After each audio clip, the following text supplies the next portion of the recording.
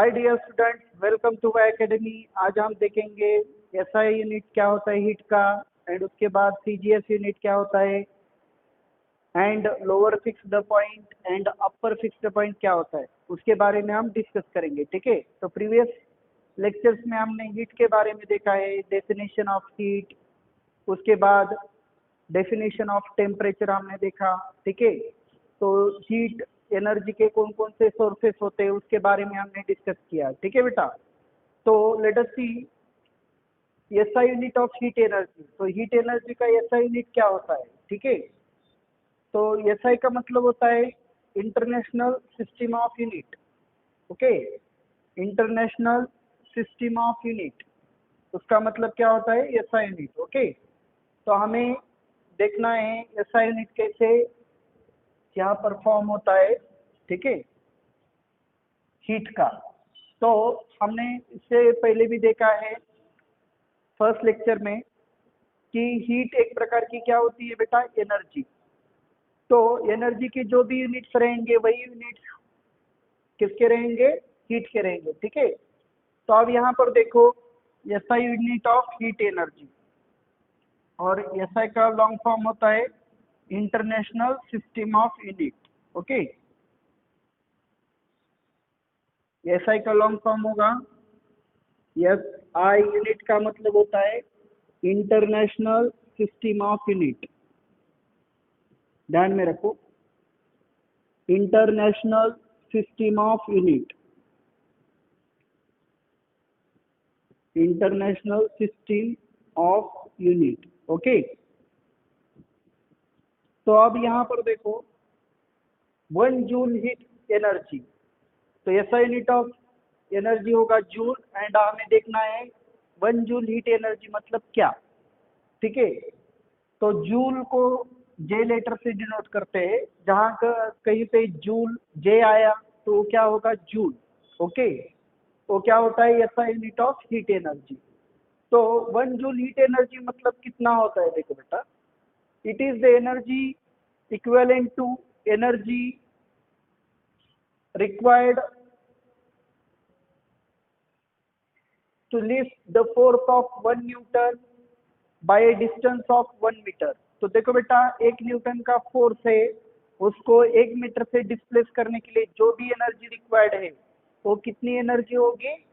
1 joule heat energy होगी। ठीक है, तो इसके इक्विवेलेंट जो भी एनर्जी होगी वो 1 जूल हीट एनर्जी होगी। मान लो यहाँ पे वेट यहाँ पे दिख रहा है आपको, वेट मतलब ए फोर्स है, आपको इस फोर्स को लिफ्ट करना है। ठीक है, ए फोर्स कितना है? 1 न्यूटन फोर्स है मान लो। ठीक है, और ये जब यहाँ पर हम ए एफर्ट से नीचे इसको खींचेंगे तो फोर्स क्या हो जाएगा? अपवर्ड डायरेक्शन में मूव हो जाएगा। ठीक है, मान लो यहाँ पर ये फोर्स जो है वेट यानी कि फोर्स ये यहाँ पे मूव हो गया अपवर्ड डायरेक्शन में, तो यहाँ पर ये डिस्प्लेसमेंट मान लो 1 मीटर हो गया। ठीक है, डिस्प्लेसमेंट 1 मीटर है, तो यहाँ पर देखो 1 जूल हीट क्या होगा? कितना होगा 1 जूल हीट? तो ये होगा equivalent to energy when force of 1 newton displaces by 1 metre. ठीक है, तो यहाँ पर आप देख सकते हो बेटा कि यहाँ पर 1 जूल हीट, 1 जूल हीट हमें देखना है, 1 जूल हीट। ठीक है, तो फोर्स यहाँ पर होगा फोर्स इनटू डिस्प्लेसमेंट, यानी कि क्या होता है? वर्क, और work is nothing but energy. ठीक है, फोर्स इनटू डिस्प्लेसमेंट, तो फोर्स इनटू डिस्प्लेसमेंट करेंगे तो एनर्जी आएगा या वर्क आएगा, वही एनर्जी इक्विवेलेंट टू क्या होता है? 1 जूल हीट एनर्जी। जब ये फोर्स कितना होगा? 1 न्यूटन, 1 न्यूटन, और ये डिस्प्लेसमेंट कितना होगा? 1 मीटर। ठीक है, तो यहाँ पर आप देख सकते हो कि 1 joule heat is equal to क्या होगा? 1 न्यूटन इंटू, ठीक है, 1 न्यूटन इंटू 1 मीटर, तो ये 1 जूल हीट एनर्जी होगा। ठीक है, तो hope you understand. It is the energy equivalent to energy required to lift the force of 1 Newton by a displacement of 1 meter. Okay. Now let us see what is mean by CGS unit. देखो बेटा, हमें किसी भी चीज के SI unit, physics में SI unit and CGS unit आपको पता होनी चाहिए, ठीक है। तो यहाँ पर हमने हीट का SI यूनिट देखा जो कि जूल था, ठीक है। यहाँ पर आप देख सकते हो SI unit of heat joule, ठीक है, जूल, और उसको डिनोट करते हैं जे लेटर से, आपको ध्यान में रखना है SI यूनिट ऑफ हीट। यदि एग्जाम में पूछा जाएगा what is the SI unit of heat energy, तो उसका आंसर होगा जूल, ओके, जूल, और उसको जे लेटर से डिनोट करते हैं। और 1 जूल हीट का मतलब क्या होता है, 1 न्यूटन इंटू 1 मीटर। ये न्यूटन किसका यूनिट होता है, फोर्स का यूनिट होता है, और ये मीटर किसका यूनिट होता है, डिस्प्लेसमेंट का यूनिट होता है, ठीक है। Now let us see CGS unit of heat energy, ठीक है। इसी तरह से अब हमने 1 जूल हीट एनर्जी कितना होता है डायग्राम से भी समझ कर लिया है। तो CGS में क्या होता है बेटा, CGS में जो डिस्प्लेसमेंट होता है वो हम मीटर की जगह पे सेंटीमीटर में यूज मेजर करते हैं, ठीक है। डिस्प्लेसमेंट जो होता है सेंटीमीटर में होता है, और फोर्स किस में होता है, न्यूटन की जगह पे डाइन में होता है, डाइन, ओके। तो फोर्स का यूनिट डाइन होता है एंड डिस्प्लेसमेंट का सेंटीमीटर होता है। तो आपको पहले ध्यान में लेना है कि CGS यूनिट ऑफ एनर्जी को, एनर्जी का CGS यूनिट होता है अर्ग। और ये अर्ग कैसे बनता है देखो, तो हीट भी एक प्रकार की एनर्जी है, ठीक है बेटा, हीट भी एक प्रकार की एनर्जी होता है, इसीलिए उसका भी CGS यूनिट क्या हो जाएगा, अर्ग, ठीक है, ERG, अर्ग। तो ये आपको ध्यान में रखना है CGS यूनिट में, ठीक है, CGS यूनिट में। तो अब हमें देखना है 1 अर्ग हीट एनर्जी मतलब क्या। तो energy equivalent to energy required to lift the force of 1 dyne by a displacement of 1 centimetre, okay, by distance of 1 centimetre. तो यहाँ पर देख सकते हो आप, यहाँ पे जो फोर्स है, यहाँ पे जो वेट है वो क्या होगा, फोर्स, जिसे हमें लिफ्ट करना है अपवर्ड डायरेक्शन में, और यहाँ पे हम एफर्ट लगा के इसको नीचे खींच रहे हैं, ठीक है। P का मतलब होता है एफर्ट। तो ये क्या हो जाएगा, ये जो फोर्स है अपवर्ड डायरेक्शन में मूव हो जाएगा, और यहाँ पे जो डिस्प्लेसमेंट या डिस्टेंस कितना हो रहा है, डिस्टेंस कितना कवर कर रहा है, फोर्स मान लो 1 सेंटीमीटर कर रहा है, और ये फोर्स कितना है, 1 डाइन फोर्स है, 1 डाइन। तो जब हमने जूल को 1 जूल हीट एनर्जी को डिफाइन किया था, तब हमने यहाँ पे 1 न्यूटन फोर्स कंसिडर किया था, ठीक है। तो यहाँ पर कितना फोर्स है, 1 डाइन फोर्स है, और उसको 1 सेंटीमीटर से आपको लिफ्ट करना है। तो वहां पर जितनी भी एनर्जी लगेगी वो एनर्जी इक्विवेलेंट टू कितनी एनर्जी होगी, 1 अर्ग एनर्जी, ठीक है, 1 अर्ग हीट एनर्जी, मतलब हीट भी एक प्रकार की एनर्जी है, ठीक है। तो 1 अर्ग हीट होगी वो। तो अब यहाँ पर देखो बेटा, 1 अर्ग हीट इज इक्वल टू क्या होगा, 1 dyne into 1 centimetre, 1 dyne into 1 centimetre, ठीक है। तो इसका जो कन्वर्जन है बेटा, इसका जो कन्वर्जन है SI unit of heat and CGS unit of heat, उसमें जो रिलेशन है वो भी हम यहाँ पर डिस्कस करने वाले हैं। उनमें एग्जैक्टली रिलेशन क्या होता है, कैसे हम उसको कन्वर्ट कर सकते हैं जूल को अर्ग में वगैरह, ठीक है, वो भी हम देखेंगे। तो और एक बार यहाँ पे डेफिनेशन देखो, the energy equivalent to energy required to lift the force of 1 dyne. 1 dyne force को आपको 1 सेंटीमीटर से बाय डिस्टेंस ऑफ 1 सेंटीमीटर, तो 1 सेंटीमीटर से आपको लिफ्ट करना है, तो वहां पर जितनी भी एनर्जी लगेगी वो एनर्जी इक्विवेलेंट टू होगी 1 अर्ग एनर्जी, 1 अर्ग heat, okay. Now let us see what is the relation between. अब हमें देखना है जूल एंड अर्ग में रिलेशन क्या होगा, ठीक है।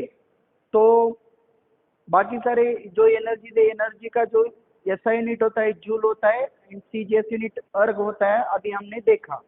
और हीट भी एक प्रकार की क्या होती है बेटा, एनर्जी होती है। तो हीट के भी वही यूनिट्स रहेंगे, ठीक है। तो अब यहाँ पर हमें देखना है उनमें रिलेशन क्या होगा, ठीक है। Relation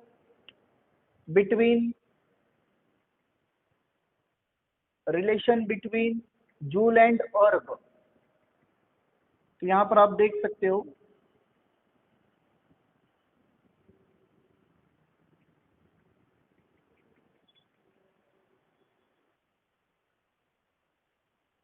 one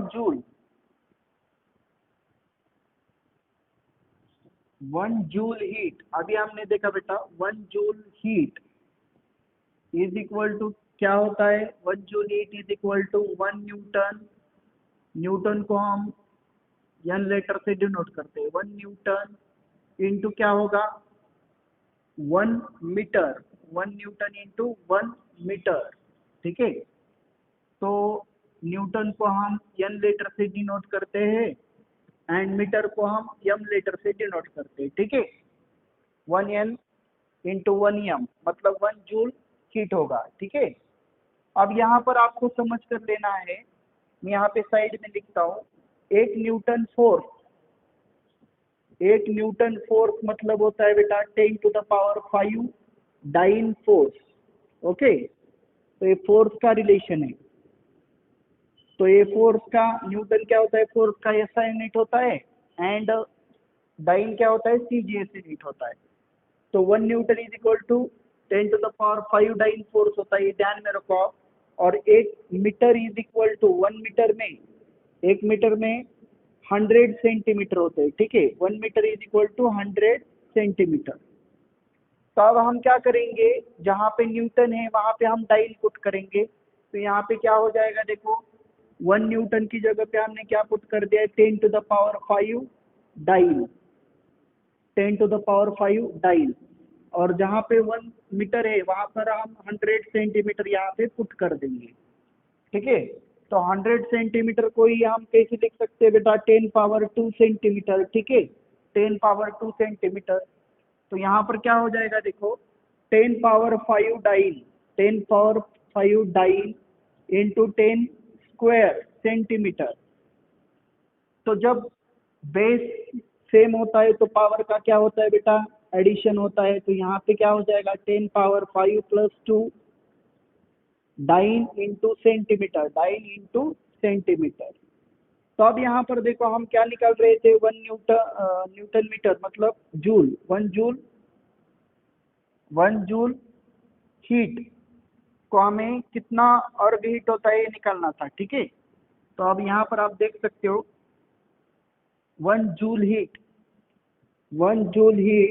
is equal to, यहाँ पे मिलने वाला है हमें ये 10⁻5 + 2 क्या हो जाएगा, 10⁻7 डाइन इंटू सेंटीमीटर क्या होता है, अर्ग, ठीक है।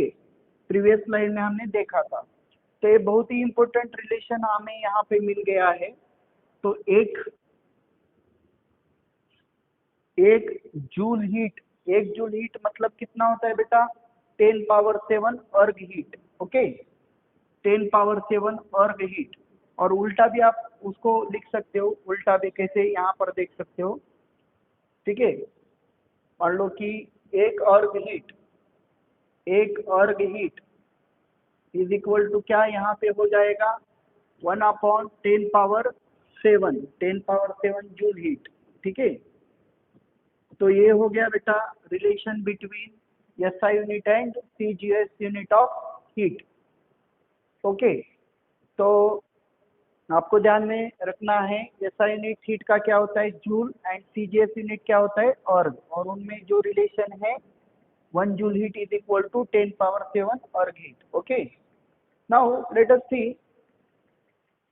तो जो भी फूड आइटम्स वगैरह होते हैं उसमें जो एनर्जी होता है, ठीक है, वो डेली लाइफ में ज़्यादातर हम कैलोरीज में मेजर करते हैं। तो कैलोरी भी एक हीट का यूनिट होता है, कैलोरी, ठीक है। तो हमें देखना है एक कैलोरी हीट मतलब कितना हीट होता है, ठीक है। एक कैलोरी हीट मतलब कितना हीट होता है। तो हम यहाँ पर समझ कर लेंगे, एक कंटेनर लिया है मैंने यहाँ पे। एक कंटेनर में मान लो 1 ग्राम वाटर तो बहुत कम होता है, आप सपोज करो खाली, ठीक है, 1 ग्राम वाटर है यहाँ पे। तो इस कंटेनर में यहाँ पर कंटेनर है, इसमें मान लो हम क्या करेंगे, वाटर कंसीडर करेंगे, ठीक है, वाटर। तो ये वाटर का जो मास है, मास का मतलब क्या होता है, क्वांटिटी ऑफ मैटर, ठीक है। तो क्वांटिटी ऑफ मैटर इसमें मास कितना है, मान लो कि 1 ग्राम मास है इसमें, ठीक है। ये जो वाटर है यहाँ इस कंटेनर में, ठीक है, इसका जो मास है 1 ग्राम है, ठीक है, mass 1 gram, mass of water, mass of water है 1 ग्राम, ठीक है, यम, यम इज इक्वल। अब मान लो बेटा हम ऐसे सपोज करेंगे कि इसका ओरिजिनल टेम्परेचर कितना है, 20 डिग्री सेल्सियस बिफोर हीटिंग। अब देखो बेटा, जब हम इसको हीट करेंगे, मतलब नीचे से हम यहाँ पे आग, यहाँ पे हीट हीट करेंगे, तो क्या हो जाएगा, due to heating temperature of an object increases. इस वाटर का टेम्परेचर क्या हो जाएगा, ये जो हमने वाटर यहाँ पे कंसीडर किया है, इस वाटर का टेम्परेचर इंक्रीज हो जाएगा। और मान लो ये 20 से कितना बढ़ रहा है, 20 से बढ़ रहा है 21 डिग्री सेल्सियस हो रहा है, ठीक है। तो कितने से बढ़ा, 1 डिग्री सेल्सियस से टेम्परेचर बढ़ा, ठीक है। तो 1 कैलोरी हीट क्या होता है, देखो, it is the amount of heat energy required. कितनी हीट एनर्जी रिक्वायर्ड है, to increase the temperature of 1 gram water by 1 degree Celsius और सेंटीग्रेड। तो 1 ग्राम वाटर का 1 डिग्री सेल्सियस से टेम्परेचर बढ़ाने के लिए जितनी भी हीट आवश्यकता होगी हीट की, वो कितनी हीट होती है, 1 कैलोरी हीट, ओके।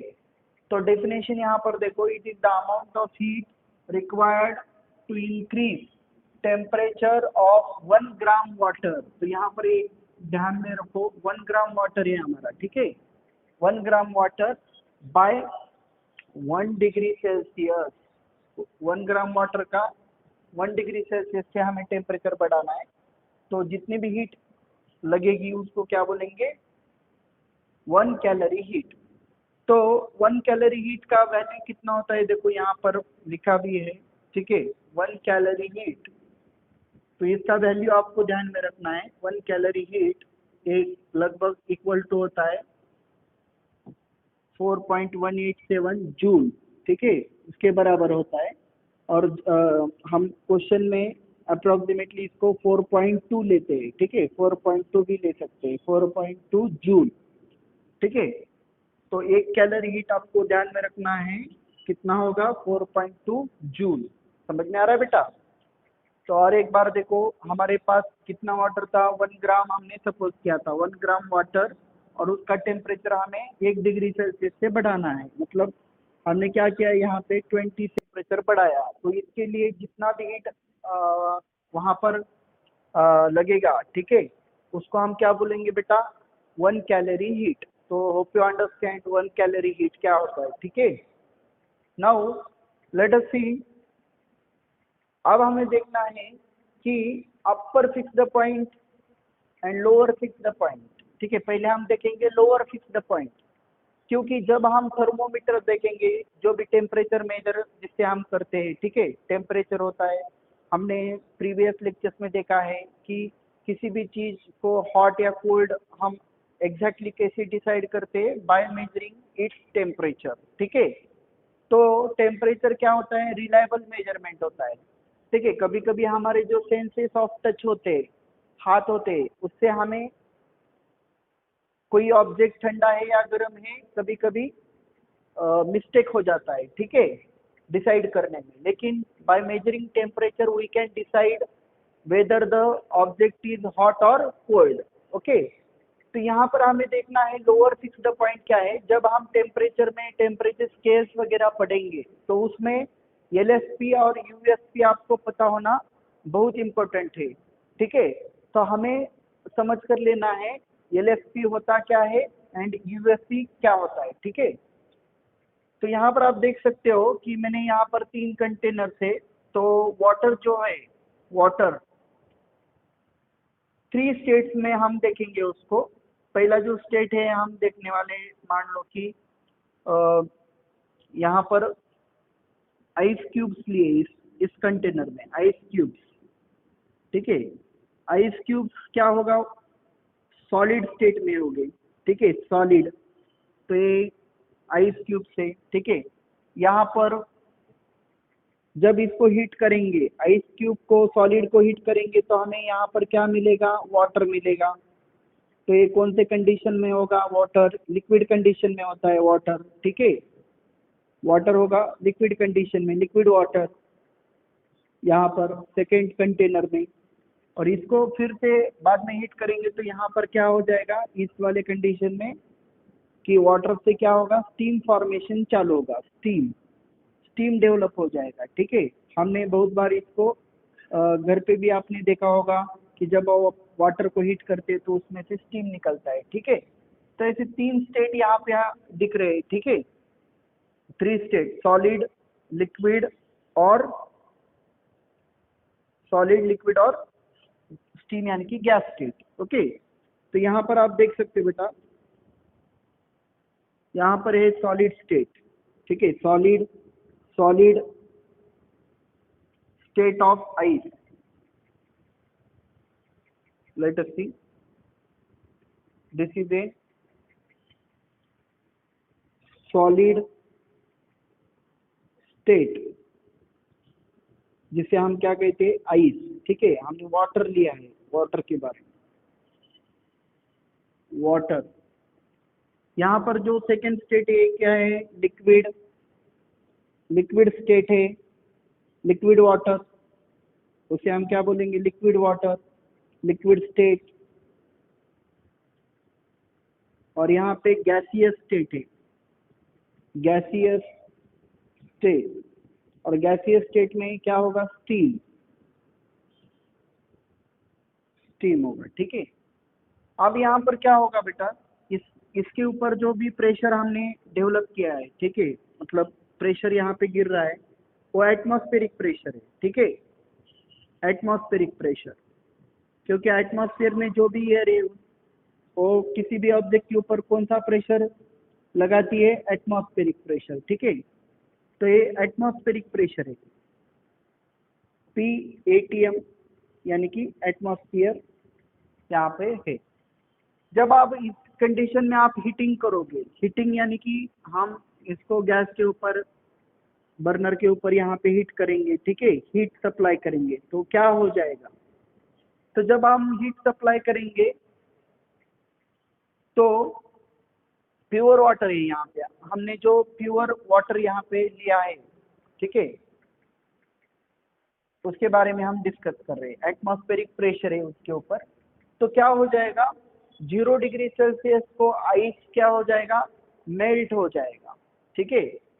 और उसका कन्वर्जन पहले क्या हो जाएगा, वाटर में हो जाएगा, क्योंकि आइस का टेम्परेचर एटमॉस्फेरिक प्रेशर रहता है तो 0 से ज्यादा नहीं बढ़ सकता, आइस 0 डिग्री सेल्सियस तक ही रहेगा, ठीक है। तो उसके बाद उसका कन्वर्जन किस में हो जाएगा बेटा, लिक्विड वाटर में हो जाएगा, ठीक है।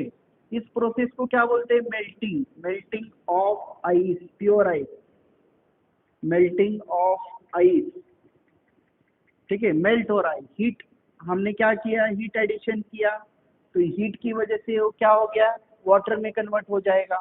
आइस आपने देखा होगा, यदि आप आइस खुले में रखते तो उसका पानी निकलना स्टार्ट हो जाता है, ठीक है। एंड जब आप प्योर वाटर को यहाँ पर हीट करेंगे तो इसका हो जाएगा, स्टीम में कन्वर्ट हो जाएगा। और ये जो मेल्टिंग होता है प्योर आइस का, वो कितने टेम्परेचर को होता है, 0 डिग्री सेल्सियस को। और इसे क्या बोलते हैं बेटा, इसे बोलते हैं बॉइलिंग, ठीक है, बॉइलिंग। तो बॉइलिंग में क्या होता है, लिक्विड वाटर का कन्वर्जन स्टीम में होता है, और प्रेशर वही है, एटमॉस्फेरिक प्रेशर। और ये बॉइलिंग कौन से टेम्परेचर पे होता है, 100 डिग्री सेल्सियस, बॉइलिंग या इवेपोरेशन, ठीक है।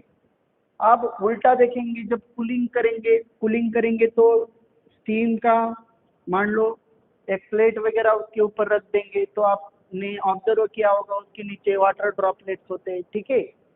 तो यदि आपने उसको कूलिंग किया तो गैसियस स्टेट का किस में हो जाएगा, लिक्विड वाटर में कन्वर्जन हो जाएगा, उसी ही हम क्या बोलते हैं, कंडेंसेशन।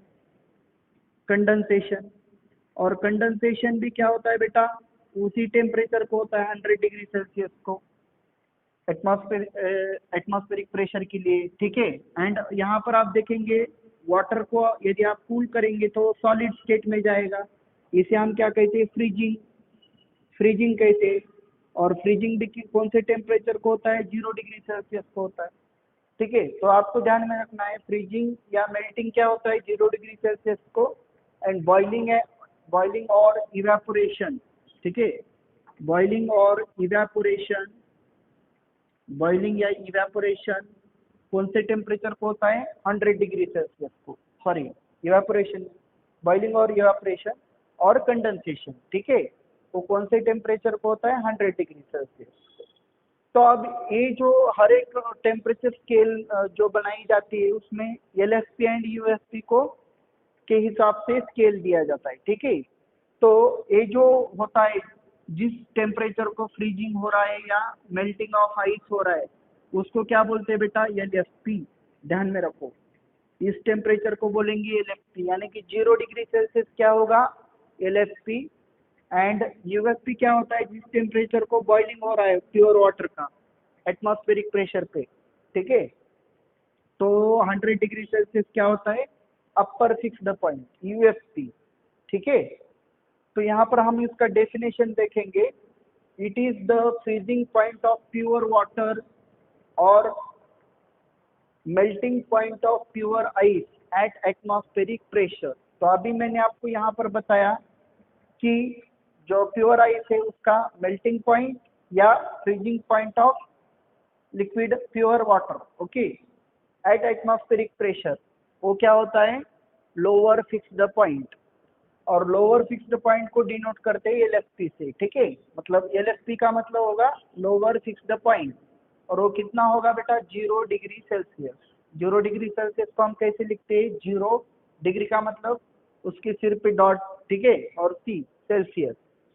तो ये क्या होगा आपका lower fixed point, okay, hope you understand, and upper fixed point, ठीक है। तो अब हम देखेंगे what is mean by upper fixed point. तो यहाँ पर भी 3 कंटेनर है, ठीक है। अभी हमने यहाँ पर क्या देखा था कि मान लो यहाँ पे पहले वाले कंटेनर में क्या है, आइस है, ठीक है। आइस कौन सी स्टेट में होता है, सॉलिड स्टेट में। अभी हमने जो डायग्राम में दिखाया था, ठीक है। मान लो यहाँ पे आइस है, आइस, ठीक है, आइस सॉलिड स्टेट में होगा। जब इसको हम हीट करेंगे, ठीक है, ये क्या हो रहा था, इसको मेल्टिंग, मेल्टिंग प्रोसेस हमने देखा अभी, मेल्टिंग। तो मेल्टिंग 0 डिग्री सेल्सियस को होगा, ठीक है। तो इसी फ्रीजिंग वाटर का जब हम कूलिंग करेंगे, ये कूलिंग की वजह से होता है, हाँ कूलिंग, उल्टाएंगे तो कूलिंग, और ये क्या हो रहा है, हीटिंग की वजह से, हीटिंग की वजह से, और एक कूलिंग की वजह से, कूलिंग की वजह से उल्टा हो जाएगा, वाटर का सॉलिड में हो जाएगा कन्वर्जन, आइस में, ठीक है।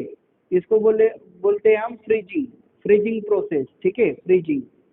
और ये दोनों भी कितने डिग्री सेल्सियस को होते हैं, 0 डिग्री सेल्सियस। और ये क्या होता है, LSP। अब हम यहाँ पे USP का डेफिनेशन देखना चाहते हैं। तो यहाँ पर देखो बेटा, यहाँ पर और आपने हीटिंग किया, लिक्विड वाटर को हीटिंग किया, तो उसका कन्वर्जन किस में होने वाला है, स्टीम में होने वाला है। तो इसी को हम क्या बोलते हैं, बॉइलिंग, बॉइलिंग और इवेपोरेशन, बॉइलिंग और इवेपोरेशन। और एक कौन से टेम्परेचर को होता है बेटा, 100 डिग्री सेल्सियस को होगा, ठीक है, 100 डिग्री सेल्सियस को। और उल्टा कर देंगे तो यहाँ पे इसको कूलिंग कर देंगे आप, कूलिंग, ठीक है। तो इसको बोलते हैं कंडेंसेशन प्रोसेस, कंडेंसेशन। और ये दोनों भी, बॉइलिंग और कंडेंसेशन कौन से टेम्परेचर को होते हैं, 100 डिग्री सेल्सियस को, एटमॉस्फेरिक प्रेशर के लिए। तो ये होगा आपका USP। तो देखो बेटा, यूएसपी में क्या हो रहा है, बॉइलिंग और कंडेंसेशन टेम्परेचर जो होता है, ठीक है, तो क्या होता है, अपर फिक्स द पॉइंट, ठीक है। तो उसमें क्या होता है, लिक्विड वाटर का स्टीम में या स्टीम का वाटर में कन्वर्जन होता है उस टेम्परेचर को, ठीक है। तो उसको कहते हैं यूएसपी, ठीक है। तो इसका यूएसपी का हम डेफिनेशन यहाँ पर देखेंगे, ठीक है। Now let us see USP, LFP का हो गया डेफिनेशन यूएसपी, ठीक है। तो the boiling point of pure water at normal atmospheric pressure is called as USP. तो यहाँ पे, ठीक है, यहाँ पे आप देख सकते हो कि ये जो बॉइलिंग पॉइंट होता है,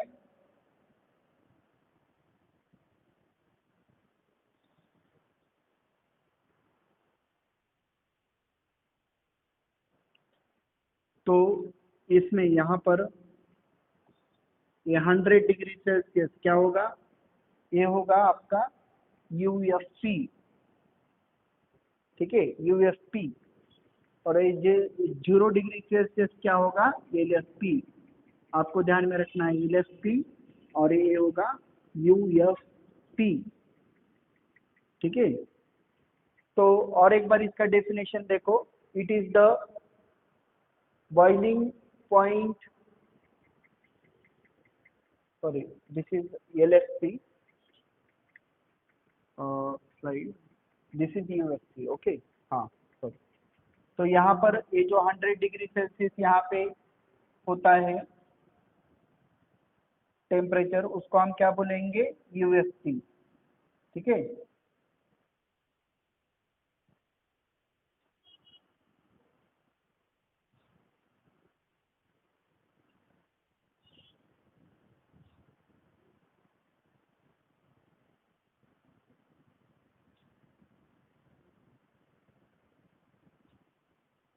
ये 100 यहाँ पे जो 100 डिग्री सेल्सियस और 0 डिग्री सेल्सियस, ये होगा आपका यूएसपी, और ये होगा एलएसपी, ठीक है।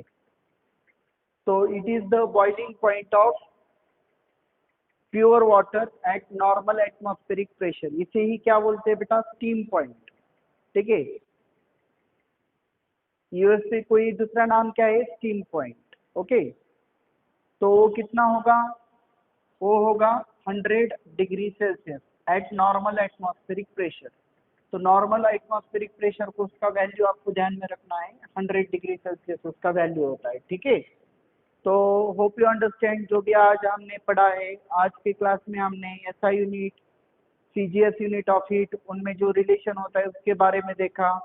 एंड फाइनली हमने एलएफपी यानी कि lower fix the point and USP यानी कि अपर फिक्स द पॉइंट, उसके बारे में हमने डिस्कस किया, ठीक है।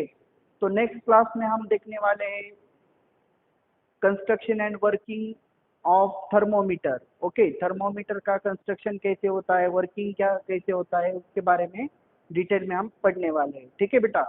तो यहाँ पर आज हम रुकते हैं, थैंक यू।